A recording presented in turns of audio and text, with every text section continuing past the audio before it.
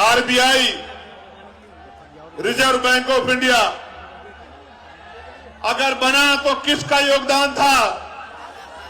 जोर से बताओ।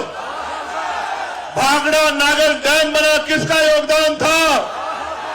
मजदूरों को 8 घंटे का काम 12 घंटे से घटा के 8 घंटे का काम दिया, किसका योगदान था? महिलाओं को पैर की जूती समझा जाता था, महिलाओं को सर का ताज बनाया, किसका योगदान था मेरे लोगों?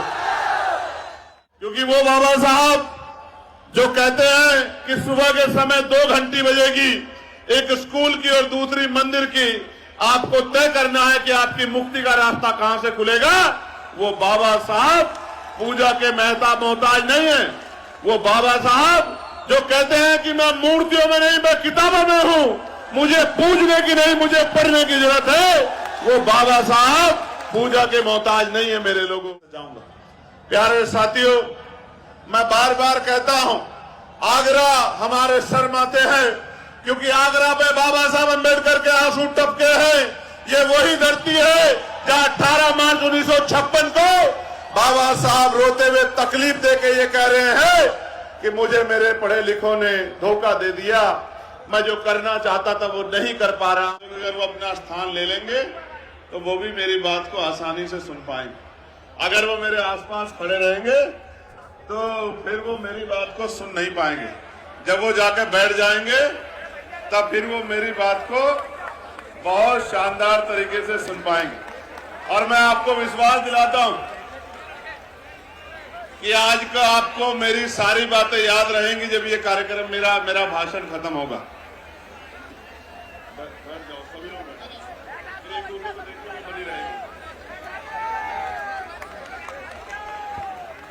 प्यारे साथियों, मैं बहुजन समाज में जन्मे सभी संतों, गुरुओं और महान पुरुषों को नमन करता हूं। और इसलिए नमन करता हूं क्योंकि उनका हम पे कर्ज है। एक महापुरुष ने अपने और अपने परिवार को त्याग कर आरोप सह के संघर्ष करके भूखे प्यासे रह इस चीज को यहां तक लाने का काम किया है। मैं उन तमाम महापुरुषों को नमन करता हूं जिनकी हम संतानें हैं या जिनके हम अनुयायी। मैं इस मंच के आयोजककर्ताओं के साथ इस मंच पे जो शानदार जानदार यहाँ के सम्मानित लोग, मेरी बहनें और भाई बैठे हैं, उनको भी धन्यवाद करता हूं। हमारे बौद्ध भिक्षु भक्तों को भी धन्यवाद करता हूं। पुलिस के भाइयों को, बहनों को भी धन्यवाद करता हूं। लेकिन मैं माफी भी चाहता हूं उन बच्चों से जिनका आज बौद्ध रीति रिवाज से यहां विवाह हुआ। ये उनके जीवन का महत्वपूर्ण पल था। एक दूसरे के साथ उनके रिश्ते पूरे जीवन के जुड़ रहे थे। हम उनको उस तरह से प्यार आशीर्वाद नहीं दे पाए जिसकी अपेक्षा शायद उन्होंने मुझसे की हो।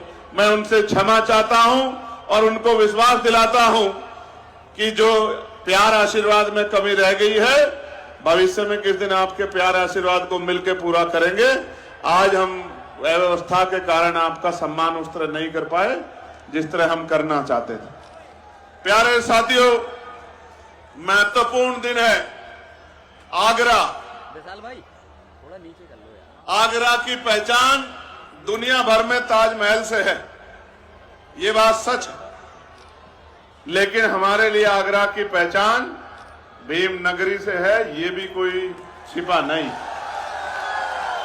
बताओ है या नहीं है? 1956 में चले गए बाबा साहब और 57 में पहली बार यहां शोभा यात्रा निकली। ये आगरा का बल है, ये आगरा की शक्ति है, आगरा का कमिटमेंट। फिर 1978 में आसपास के क्षेत्र के लोगों ने इसी आगरा में 300 से ज्यादा झांकी निकाल के ये बताने का काम किया कि बाबा साहब के सच्चे अनुयायी बाबा साहब को जाने के बाद जाने नहीं देंगे, उनके विचारों का प्रचार प्रसार करते रहेंगे।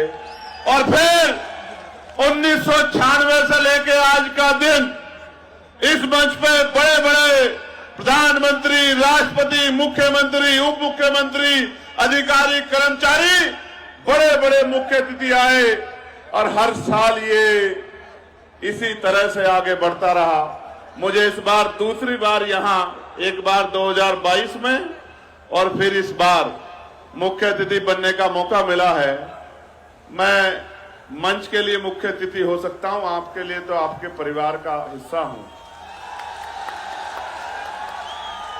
मेरी इतनी सी पहचान है, कुछ से छोटा हूं, कुछ से बड़ा हूं, लेकिन जिसको जरूरत पड़ेगी जब बिना इनविटेशन के उसके साथ खड़ा हूं, इस बात को आपको बताने के लिए। प्यारे साथियों, देश भर में बाबा साहब अंबेडकर की जयंती मन रही। मैं मानता हूं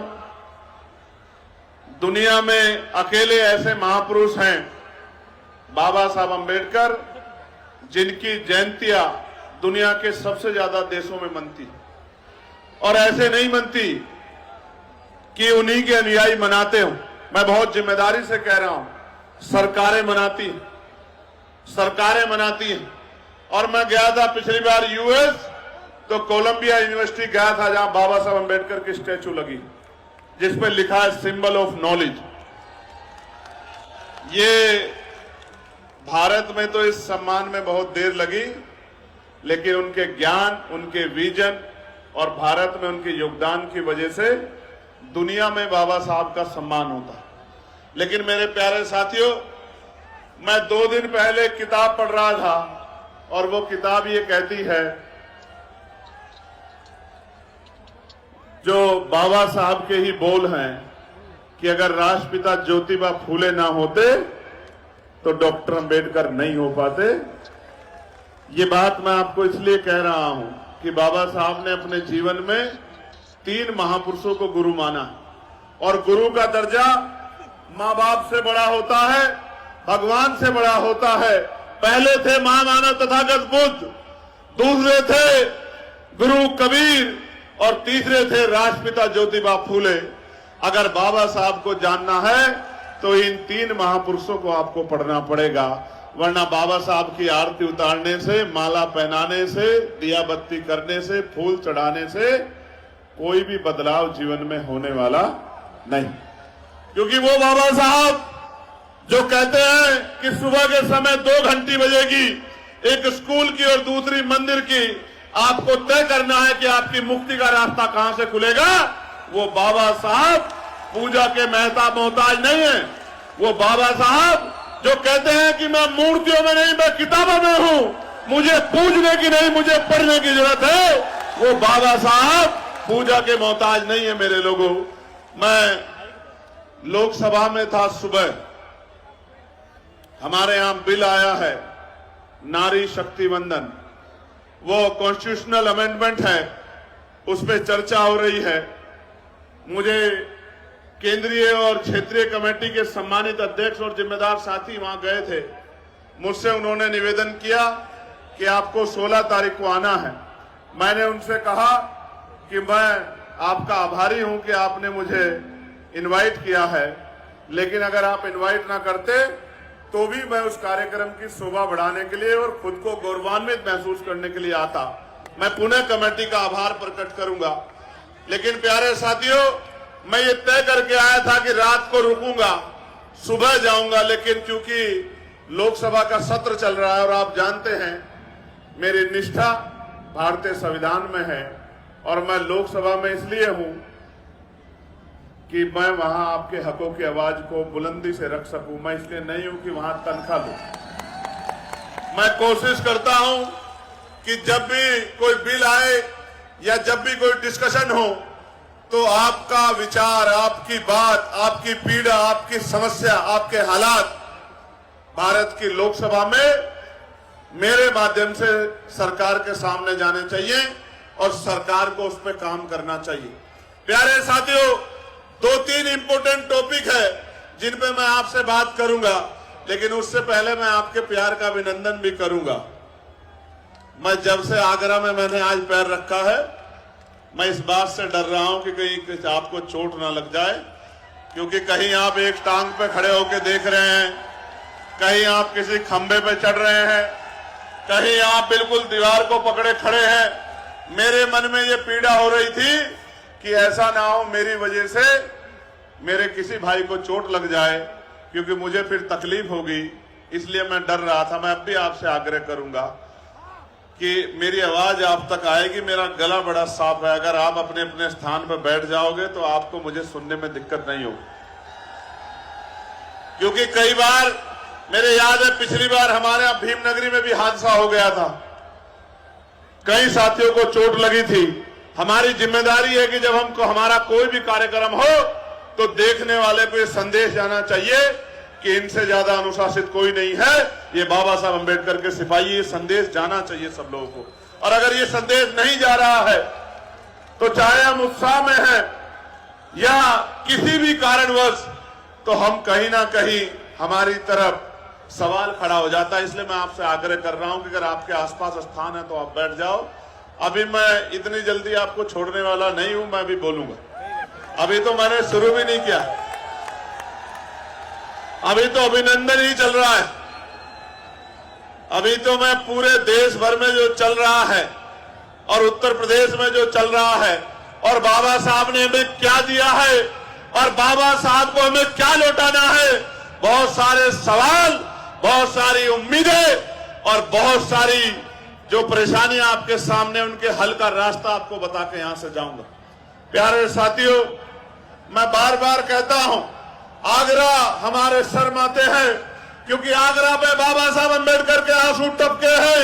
ये वही धरती है जहां 18 मार्च 1956 को बाबा साहब रोते हुए तकलीफ देके ये कह रहे हैं कि मुझे मेरे पढ़े लिखों ने धोखा दे दिया, मैं जो करना चाहता था वो नहीं कर पा रहा हूं।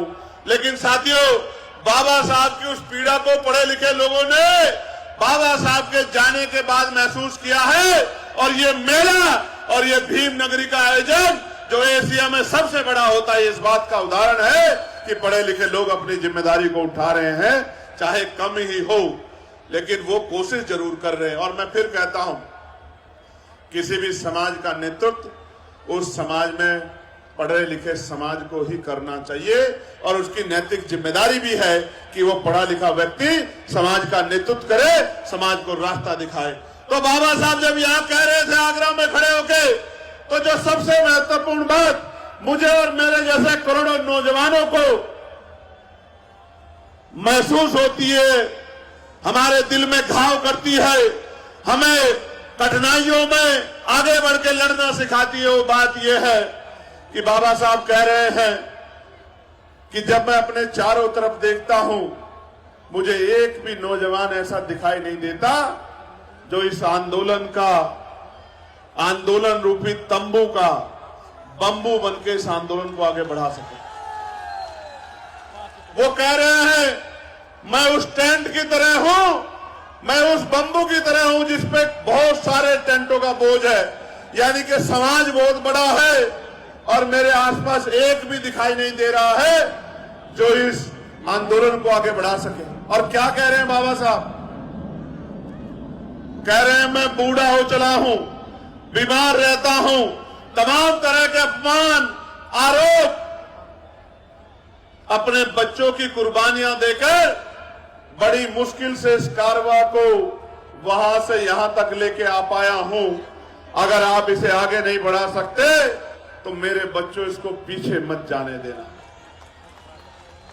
वो सवाल खड़ा कर रहे हैं, जैसे आज मैं आपके सामने सवाल खड़ा कर रहा हूं कि जिस बाबा साहब ने हमारी उंगली में इतनी बड़ी ताकत दे दी कि जिसे चाहो कुर्सी में बिठा दे और जिसे चाहो कान पकड़ के जमीन पे पटक दे, उस बाबा साहब के अनुयायियों की क्या हालात हो गई उत्तर प्रदेश में, देश में, ये हमें सोचना चाहिए। सवाल है बहुत बड़ा।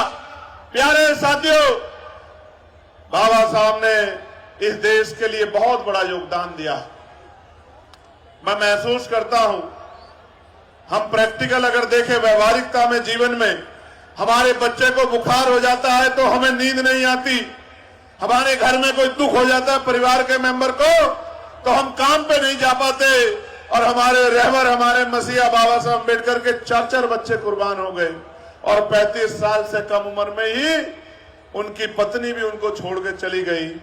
लेकिन बाबा साहब ने आपको नहीं छोड़ा मेरे लोगों, हमें नहीं छोड़ा मेरे लोगों। बाबा साहब ने हमारे लिए लड़ना नहीं छोड़ा, हमारे लिए संघर्ष करना नहीं छोड़ा, हमारे लिए त्याग करना नहीं छोड़ा, हमारे आंसू पूछने में कोई कमी नहीं छोड़ी। और 2 साल 11 महीने 18 दिन में दुनिया का सबसे बड़ा संविधान लिख के हमें बराबरी का जीवन देके गए बाबा साहब अम्बेडकर। उनका त्याग बलिदान कुछ भी हम अपने खून का कतरा कतरा देके भी चुका नहीं सकते मेरे लोगों। आप महसूस करके देखो क्या क्या नहीं पा सकते थे बाबा साहब, क्या नहीं पा सकते थे। आज हम लोग छोटे से पद के लिए विपरीत विचारधारा के दल में चले जाते हैं, छोटे से पद के लिए, छोटी सी कुर्सी के लिए। लेकिन मेरे बाबा साहब ने हमारे लिए, इस देश की महिलाओं के लिए, इस देश के पिछड़े वर्ग के लिए केंद्रीय कानून मंत्री पद से इस्तीफा दे दिया, लात मार दी। ऐसे थे बाबा साहब, क्यों ना उनके गुणगान किए जाएं। किसी को बुरा लगे अच्छा, हम फिर कहेंगे कि हमारा अगर कोई सच्चा मसीहा था तो बाबा साहब अम्बेडकर थे। प्यारे साथियों, RBI, reserve bank of India अगर बना तो किसका योगदान था? जोर से बताओ। भाखड़ा नागल डैम बना, किसका योगदान था? मजदूरों को 8 घंटे का काम 12 घंटे से घटा के 8 घंटे का काम दिया, किसका योगदान था? महिलाओं को पैर की जूती समझा जाता था, महिलाओं को सर का ताज बनाया, किसका योगदान था? मेरे लोगों बहनों को जब वो उस दौर से गुजर रही होती है कि उनको आराम की जरूरत होती है, मैटरनिटी लीव की जरूरत होती है, मासिक जो है, जब वो डिलीवरी का समय आता है, उनको 6 महीने का अवकाश मिलना चाहिए। ये व्यवस्था किसने करा के दी मेरे लोगों? आपको वोट का अधिकार किसने दिया मेरे लोगों? आपको स्वाभिमान सम्मान का जीवन किसने दिया मेरे लोगों? और मैं बताना चाहता हूं मेरे लोगों कि आज जो बड़े बड़े कुर्ते पजामे वाले, गाड़ियां वाले, महलों वाले हमारी बस्तियों में आते हैं, अभी तो इस बार तो बड़ा प्रैक्टिकली हो गया ना कि हर आदमी कह रहा था बाबा साहब मेरे हैं, मेरे हैं, मेरे हैं। देखा नहीं देखा आपने? सरकार कह रही मेरे हैं, विपक्ष कह रहा मेरे हैं, वो एक दिन कह रहे हैं, मैं 365 दिन कह रहा हूं कि बाबा साहब सबके हैं। हर कमजोर के बाबा साहब हैं, हर मजबूर के बाबा साहब हैं, हर मजबूत के बाबा साहब हैं। और बाबा साहब इस देश की धरोहर है मेरे लोगों। मैं बस कुछ किस्से आपके सामने रखना चाहता हूं। प्यारे साथियों, बाबा साहब पढ़ रहे थे यूनिवर्सिटी में। उस यूनिवर्सिटी की दीवारों पे दुनिया के महान विद्वानों ने बड़ी बड़ी बातें लिखी थी, बड़े बड़े स्लोगन लिखे थे। एक स्लोगन ये भी था कि मनुष्य पैदा होता है और मनुष्य मर जाता है, महापुरुष पैदा होते हैं और महापुरुष कभी नहीं मरते।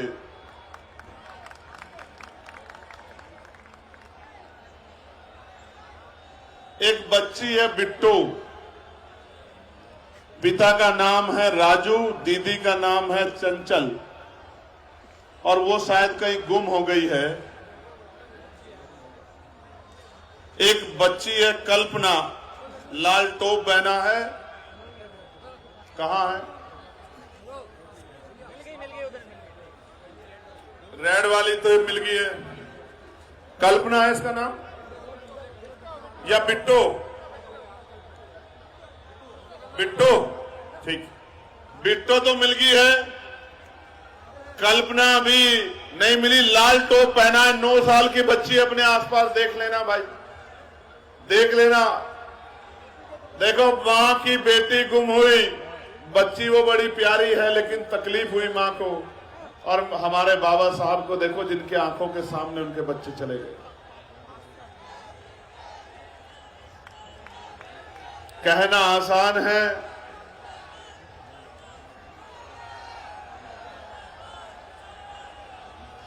कहना आसान है, निभाना मुश्किल है। इसलिए कह रहा हूं कि बड़े त्याग, तपस्या, बलिदान करने पड़ते हैं, तब जाके बात आगे बढ़ती है। प्यारे साथियों, मैं दोबारा दोहरा रहा हूं, कल्पना जो 9 साल की बच्ची है, लाल टोप पहना है, मैं इसलिए आपसे आग्रह कर रहा था कि अगर आप बैठ जाओगे तो ऐसी परेशानी नहीं खड़ी होगी और बीच में मुझे अपनी बात नहीं रोकनी पड़ेगी, इसलिए मैं आपसे आग्रह कर रहा था।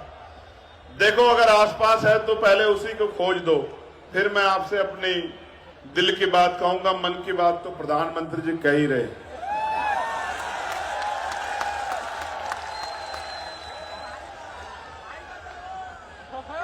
कल्पना